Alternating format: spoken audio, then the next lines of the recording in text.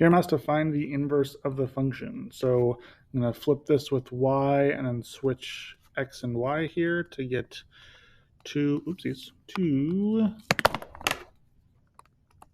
y plus 1 squared minus 5. I'm going to add 5 to both sides.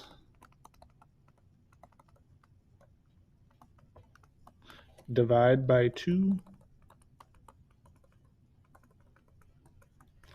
Take the square root of both sides.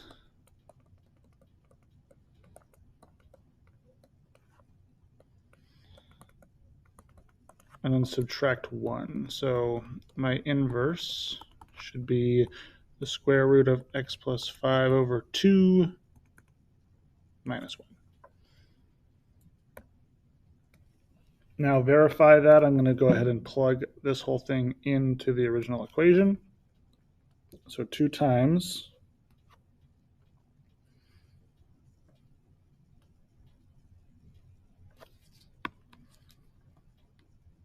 x plus 5 over 2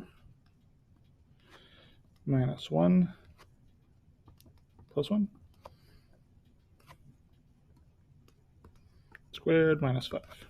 It's a little bit ugly because there's a lot of stuff happening, but basically, again, I took this x out and I just plugged in this entire equation. So first thing that's going to happen here is order of operations PEMDAS. I'm going to deal with the parentheses by adding these together, which -1 plus 1 is just 0.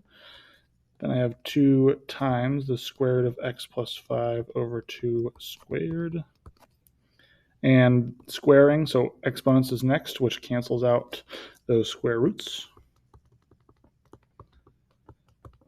And then multiplication, when I multiply, these 2's cancel out. And then addition or subtraction, which leaves me with just x. So I verified using composition. Lastly here, looking back at the original function, to restrict the domain, because this function here, I'm going to just do this right here. Originally, it's a quadratic here. That's the parent function. I move 1 unit to the left, 5 down, and then I stretch it. So 1 unit to the left, 5 down, and then it stretches. When I'm restricting the domain, I'm looking for the center of it, or the middle, in which case that is at x equals -1. So when I restrict this domain, x is greater than or equal to -1.